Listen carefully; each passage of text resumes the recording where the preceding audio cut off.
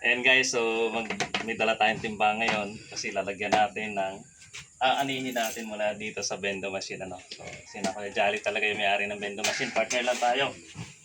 Tingnan nyo ha kung gaano kadami yung ginto dito sa bendo machine.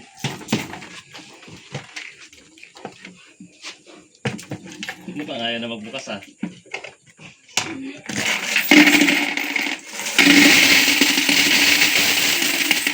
Naguyam yun.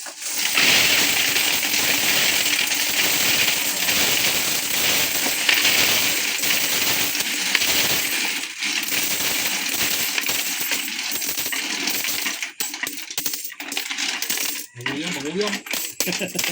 Matamis siguro yan kuya. Yung magandang guyam na mga itim.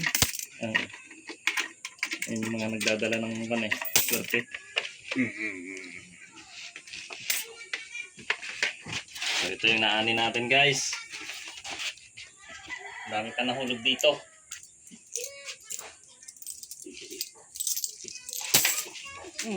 Ayun. Halos kalahating timba po. Halos kalahating papalan. Papabe.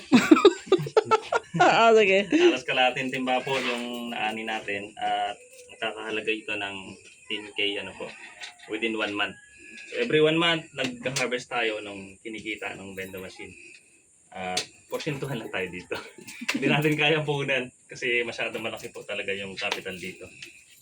Bundok yung lugar natin, Mangyan community, kumbaga po IP communities po ito kaya walang internet dito, tayo lang ang meron dito kaya siguro ganun ano.